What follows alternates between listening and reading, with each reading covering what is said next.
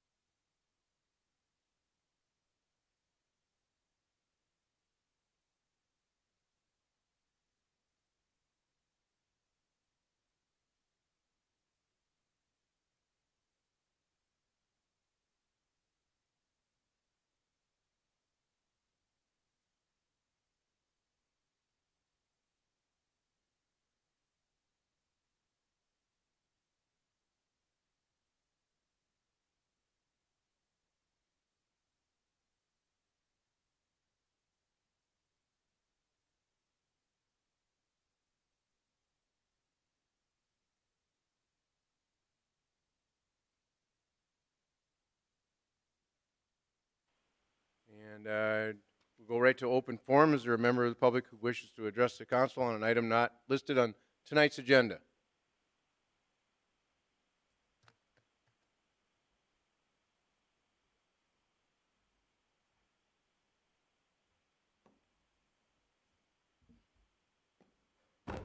Please state your name and address, sir. Thank you. I am Jess Drury, the city of Brookings. Several weeks ago, there was mention of the FDA-approved COVID shot. It's called Comirnaty. So I had this available several weeks ago and finally had time to bring this up tonight. So what is Comirnaty? Comirnaty is the only FDA-approved vaccine available. The question is it available here in the United States? And the answer is no, it's not. And so the question would be, why is it not? And it's not is because what makes an FDA-approved drug? It has to go through tests. It has to go through an approval process. And when that drug is shipped to the pharmacies, it comes in a box with a package insert. And inside that insert, or within that insert, is the reasons why this drug has issues. It has different things as far as the testing process. So what drugs have we been taking with this COVID shot? Every single one of them, every single shot is an emergency use authorization. With an emergency use authorization, no package inserts are needed. In fact, if you do open one up and spread it out, the thing it will say is it's a huge sheet of paper, 4 feet by 5 feet, and it's supposed to have information. The only information on there is that this has, let's see where I find this here. This page is left intentionally blank. And there's no wordage on this. So the medication guides for certain prescribed drugs, when the FDA determines it's certain information necessary to prevent serious adverse effects. This is what's on this package inserts. It's known serious side effects. It's a patient adherence to directions for the use of the product, and it contains information that you can't take this certain drug with other drugs. We all know that you can't take certain drugs with other drugs. There's nothing on this Comirnaty drug. So what I did was, several weeks ago, I contacted every pharmacy in Brookings, and I said, do you have the Comirnaty FDA-approved vaccine? One pharmacy said, I've never heard of it. Another pharmacy said, we've heard of it and we've asked for permission and Time we is haven't up, got sir. it. Thank you. So then I asked, Time is up. Thank you. You're done. Your mic has been muted for the audience and the video as well.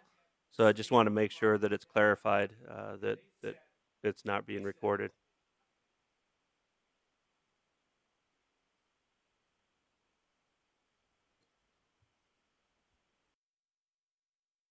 Comments to come before the council?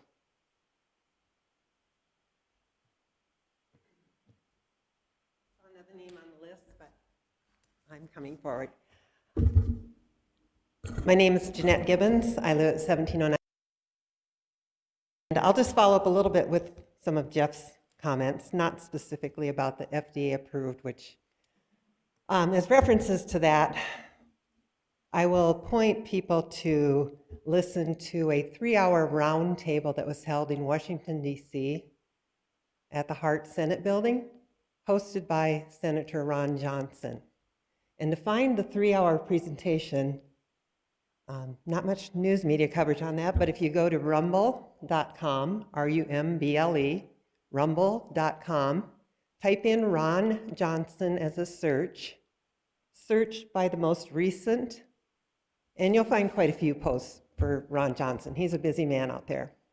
So there is the full 3-hour presentation, but there are also shorter ones. So if you're short on time, there's a very nice 10-minute video that somebody put together as a summary. There's also shorter ones, 2-minute ones. So I encourage everybody to get their facts, and we're talking medical doctors across the country, career cardiologists, military medical doctors, and they have finally halted the forced vaccination of our military, thank goodness. And there's a reason why, and those people at that round table had plenty to say about it. So the COVID information, we have had censorship, we have been cut off from speaking, but the word is getting out, and this will come to an end. So part of what I want to do, besides focusing on the problems with the vaccines, I am also very happy to point people to information that may help. People that have taken the vaccines, people that have not taken the vaccines. If I had taken the vaccines, I would certainly have some concerns. As someone who has not taken the vaccines, I still have concerns.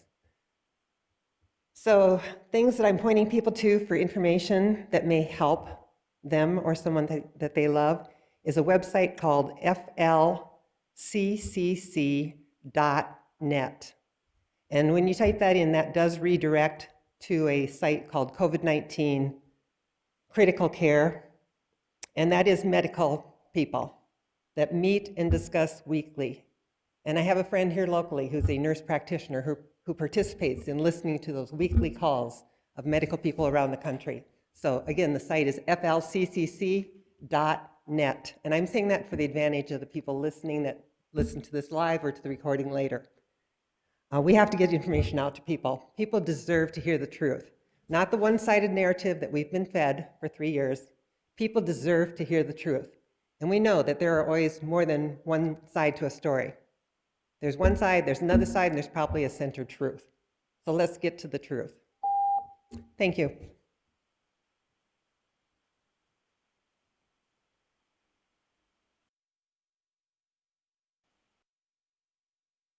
Oh, wow. Good evening. I hope y'all doing well today, despite all the ice out there. I'm gonna deviate originally, and I just want to, Name and address. Cole Sartell, 22nd Avenue, 1014. First off, I'd just like to thank you for your continued openness and transparency to the community in regards to the health situations that we're experiencing. I know it can be a little confusing when there's a drug that gets a new name, but it's the same thing as the other one. So I know that can be difficult for some people to understand. So I appreciate the clarification that you have made on that too, Bonnie, in the past. In deviating from what I was planning on saying, I would like to share some good news. Today, President Biden signed the Defense of Marriage Act, protecting interracial marriage and same-sex marriage. So that's good news for this country, and good news for those that want to promote freedom. Again, thank you for all that you do in regards to openness and transparency and inclusivity.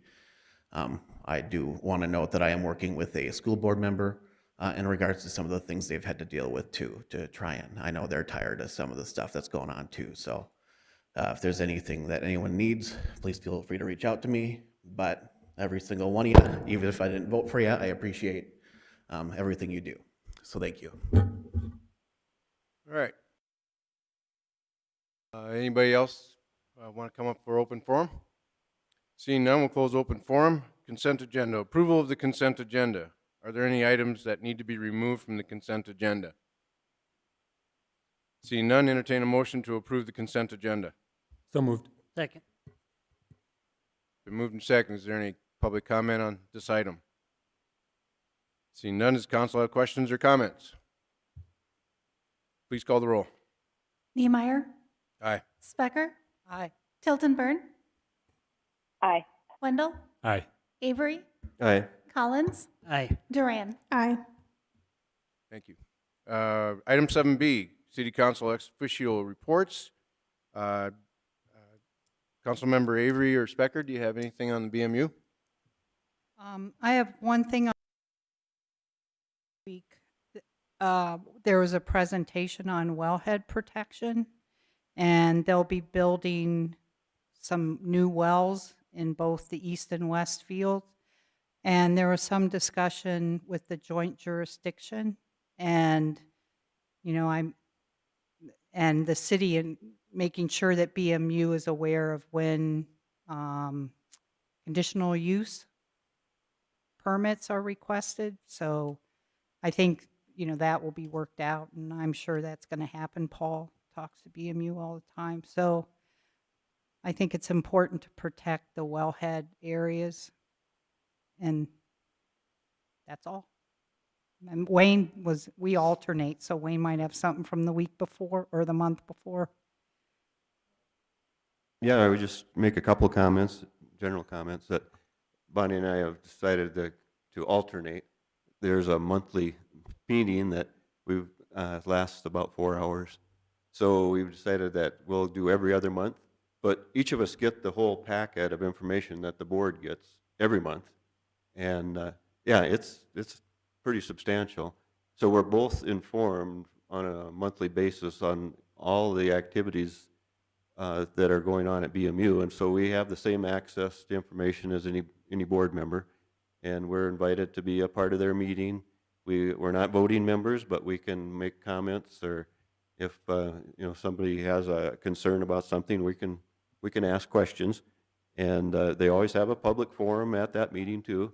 Generally, there's no outside comments, but sometimes there is with a concern about some issue.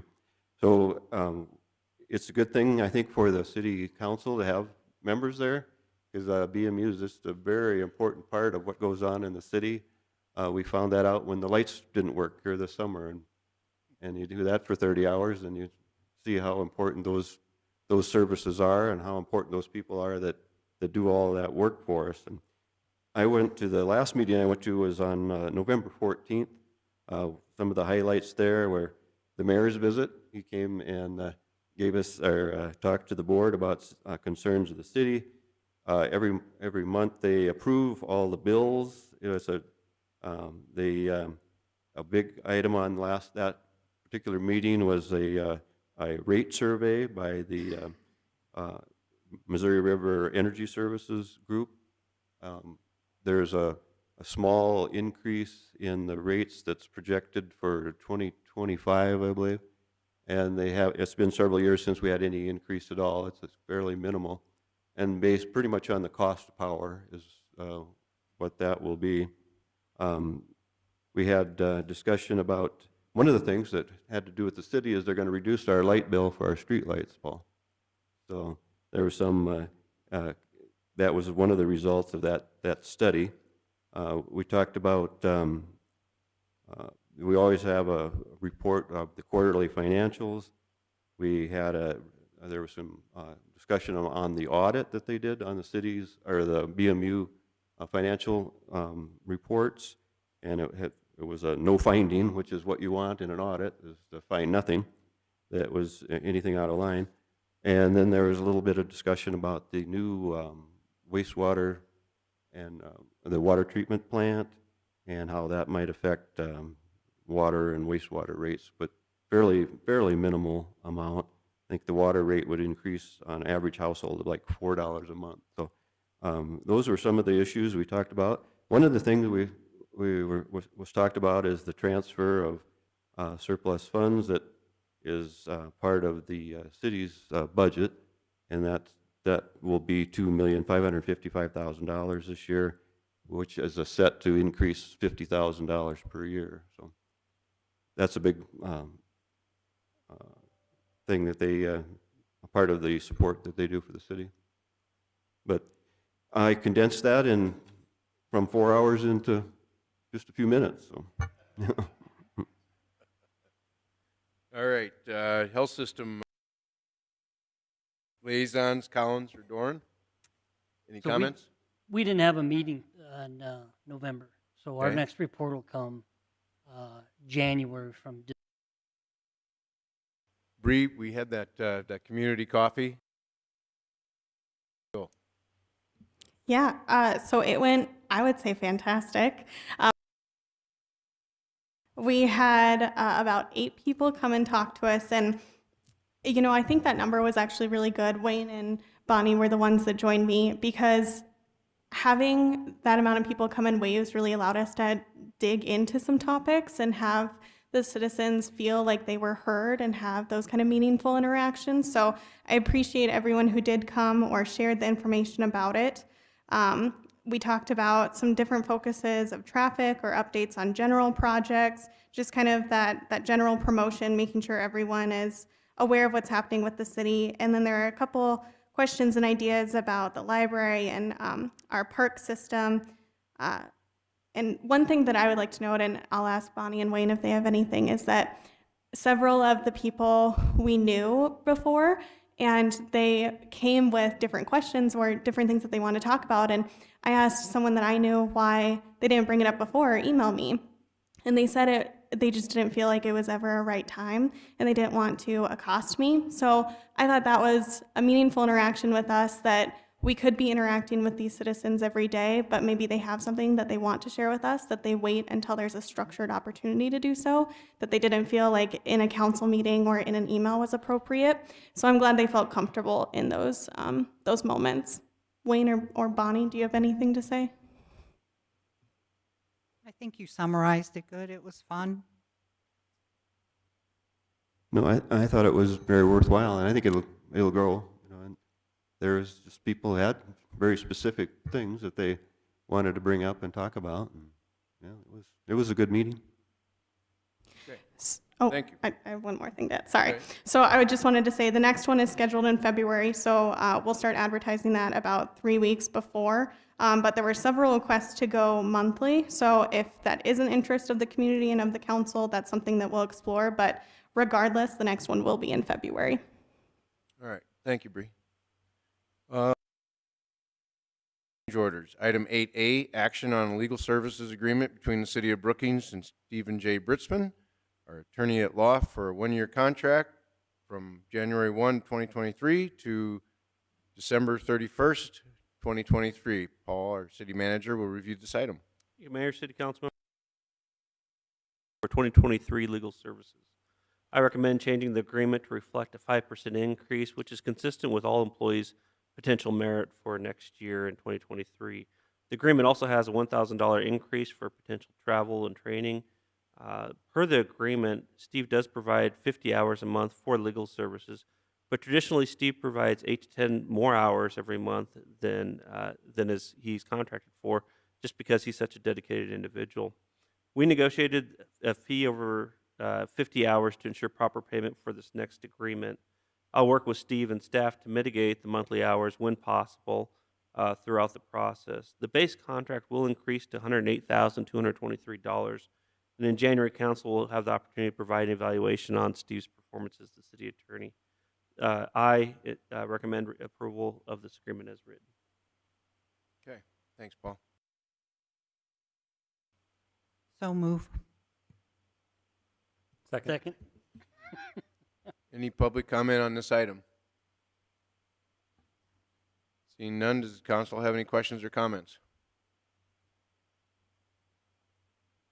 Councilman Collins. Yeah, I just want to put in and thank you very much. Job well done. Thank you. Straight and narrow, make sure that I do all my parliamentary procedure correctly. Thank you, Steve. Right, that's the extra 10 hours. Any other questions, comments? Please call the roll. Specker, Aye. Tiltonburn, Aye. Wendell, Aye. Avery, Aye. Collins, Aye. Duran, Aye. Niemeyer. Aye. Item 9, ordinances, first readings. Item 9A, introduction and first reading on ordinance 22-041, an ordinance amending the ordinance section 82-521 and pertaining to maximum duration of parking in public parking lots in the city of Brookings. Deputy City Manager Jacob Meshke will review this item. Good evening, Mayor, members of the council. Thanking Steve for helping me write this ordinance, so appreciate that. Current city ordinance allows for the designation of public parking lots as having either a maximum duration of 24 or 72 hours, Ordinance 22041 would allow for the designation of a 48-hour maximum duration of public parking lots, so adding that 48 hours as an option. The impetus for this was that the Government Center Advisory Committee, which oversees this building for the Brookings City and County Government Center, provided a recommendation for signing the west parking lot as public parking to create awareness, as well as placing a 48-hour maximum duration of parking for the lot. Staff does recommend approval, and I would stand for any questions. Comment on this item? Council have any questions or comments? We have second reading on December 20, 2022. Item 10, public hearings and second readings. Item 10A, second reading and action on ordinance 22-039, authorizing budget amendment number 10 to the 2022 budget. Our CFO, Eric Rangel, will present this item. Proposed ordinance consists of two parts. The first one is related to the Brookings Food Pantry project, which is in the final stages of construction. Expense authority by $175,000 to finalize the new nonprofit building. The funding for this expense will be provided by the United Way Brookings. The second part reallocates $20,000 within the CIP fund to pay for unplanned maintenance issues at the Larson Ice Arena Center. Both of these items are budget neutral in terms of additional expense to the 2022 budget. With that, I'll stand by for questions. Thanks, Eric. Entertain a motion to approve. So move. Second. Been moved and seconded. Is there any public comment on this item? Seeing none, does the council have any questions or comments? Holly, you have any questions, comments? No, thank you. Please call the roll. Tiltonburn, Aye. Wendell, Aye. Avery, Aye. Collins, Aye. Duran, Aye. Niemeyer, Aye. Specker. Aye.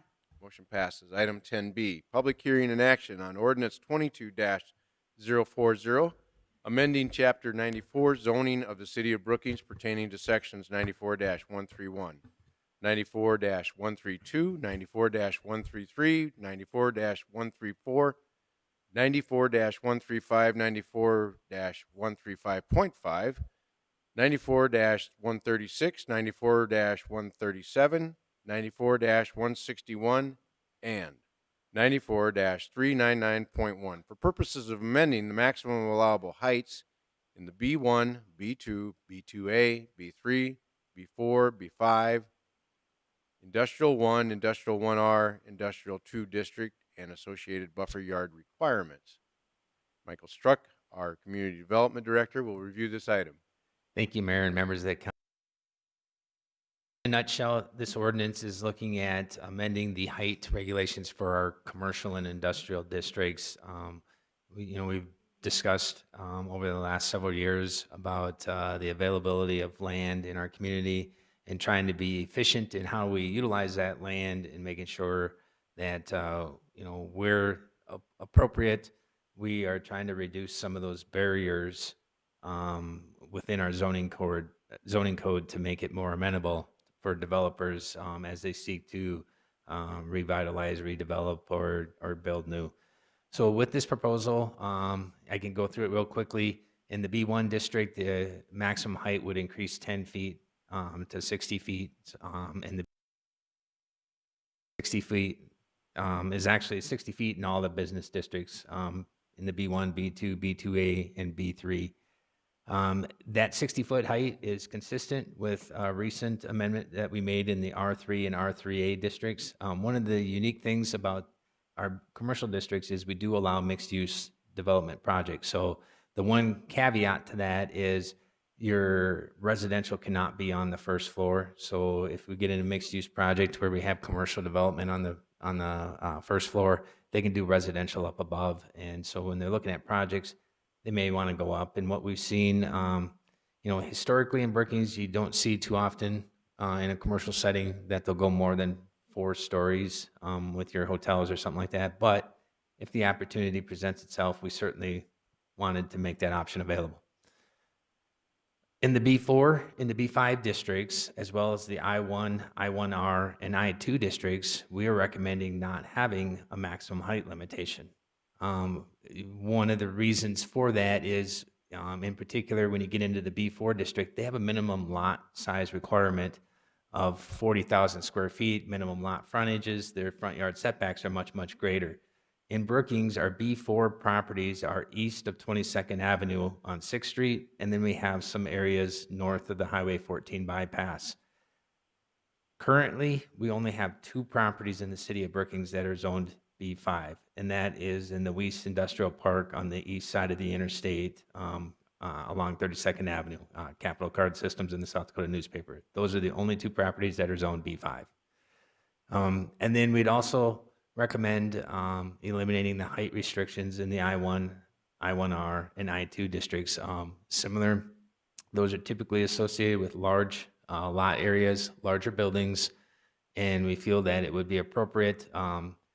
Building code gets into covering once you get to certain heights. There's different construction materials and methodologies that are utilized, different fire suppression systems that need to be taken into consideration. However, the one caveat is we are recommending that once you get to a building height of 60 feet or greater, that your buffer yard requirement increases by 1.5 times. And so here's where we show what some of those different heights would be. So over 60 feet, you'd have a type D or type I. And then, those are pretty, I think here it gives you a better example of what those buffer yard requirements are.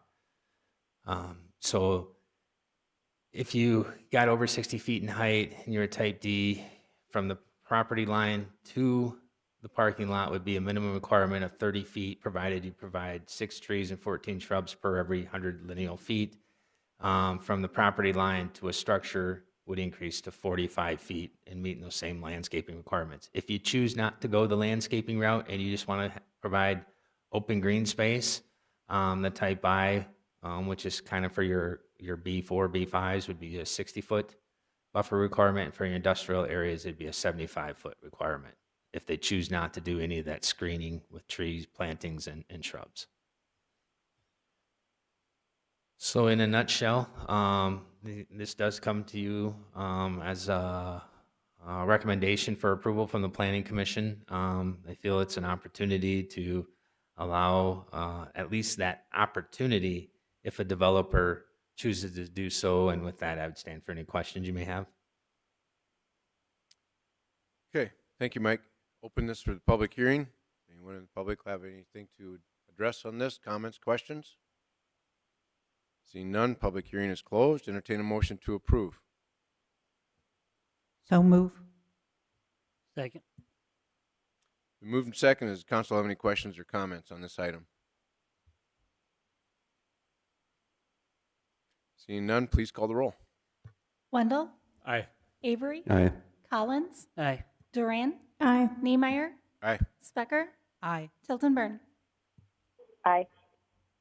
Okay, other business. Item 11A, action to authorize the change of location for Shangri-La South Dakota LLC Shangri-La Dispensary, a medical cannabis dispensary in the city of Brookings. Bonnie Foster, our city clerk, will review this item for us. Mayor, council members, and members of the public, Shangri-La SD has requested a change of location. The license that you approved earlier this year is for a dispensary located at 129 and 133 Main Avenue South. The requested change in location will move this license to 1010 6th Street, which is the former Brothers location at the intersection of 6th Street and Madera Avenue. Current city ordinance 21-028 allows for the change in the location of a medical cannabis establishment. The application submitted does satisfy the requirements for a cannabis license, with the license subject to a city inspection prior to opening of the operation. Shangri-La representative TJ Cameron is available on the phone if you have any questions for him. Thanks, Bonnie. Entertain a motion to approve. So moved. Second. Moved and seconded. Is there any public comment on this item? Seeing none, council have questions or comments?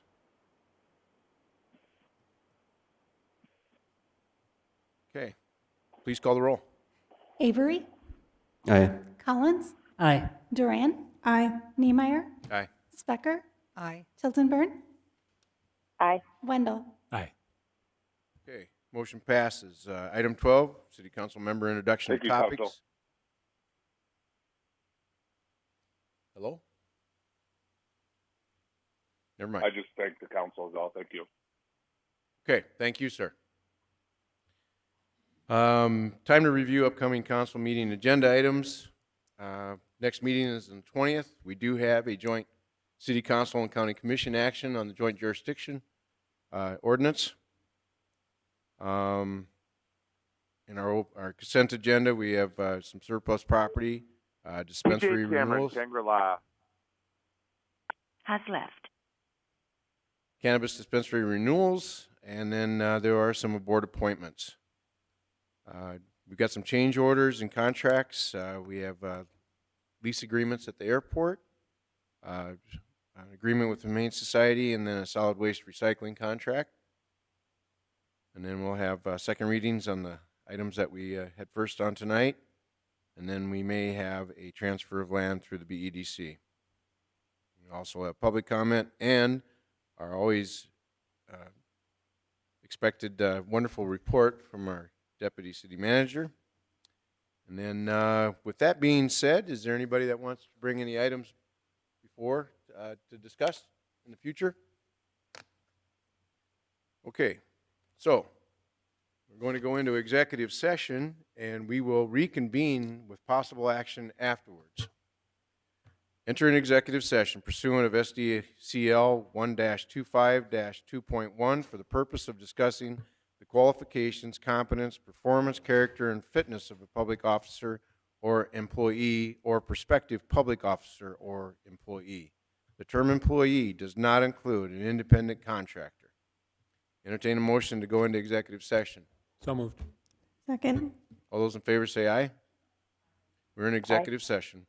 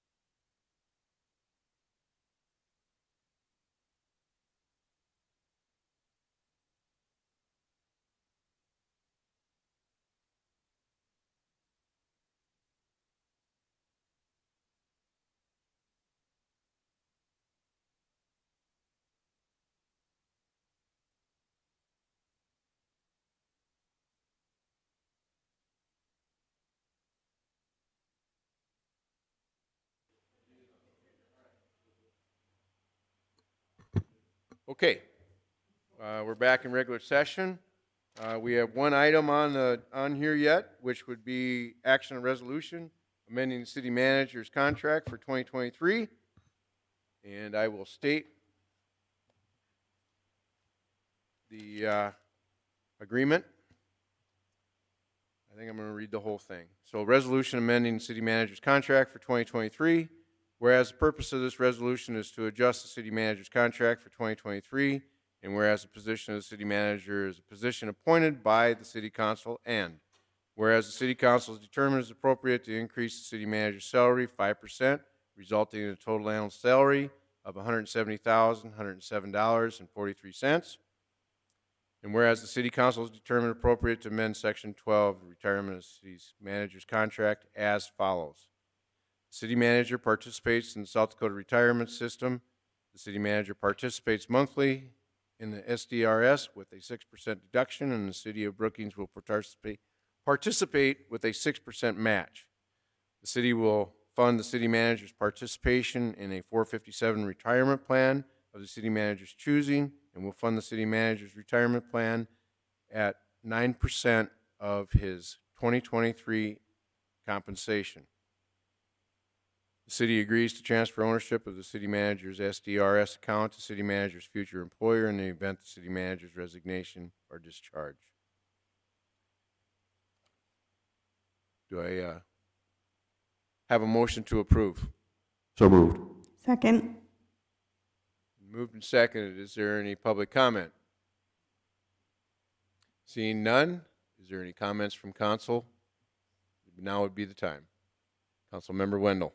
Thank you, Mr. Mayor. I just wanted to in our approach to this compensation package. It aligns well with the merit feedback that the city manager received, and I think it aligns well with the compensation package of all other city employees based on their merit increase. So I confidently am in support of this increase.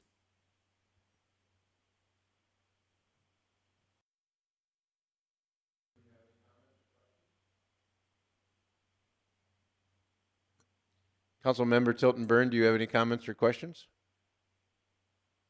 The only comment I guess I would just add at this time is that we are very fortunate to have a wonderful city manager and a wonderful city staff here within the city of Brookings, and I also confidently support the adjustments that we're making this evening. Okay. Any other council members have comments? I guess as mayor, I would say that Paul has represented the city of Brookings very well. We've accomplished a lot of things in 2022 and look forward to quite a few more eventful wins and in the year 2023. I think we're going to have a stellar year, and I'm glad that we're going to have Paul leading the charge for us. That being said, please call the roll. Niemeyer. Aye. Specker. Aye. Tilton Burn. Aye. Wendell. Aye. Avery. Aye. Collins. Aye. Duran. Aye. Motion passes. Thank you, Paul. You want to make any comments? Only other than it's a pleasure to work for this community and you as council. Thank you. Forward to the next year. All right. Anything else? I'm just going to ask for a motion to adjourn. So move. Second. All those in favor say aye. Aye. Aye. Meeting adjourned.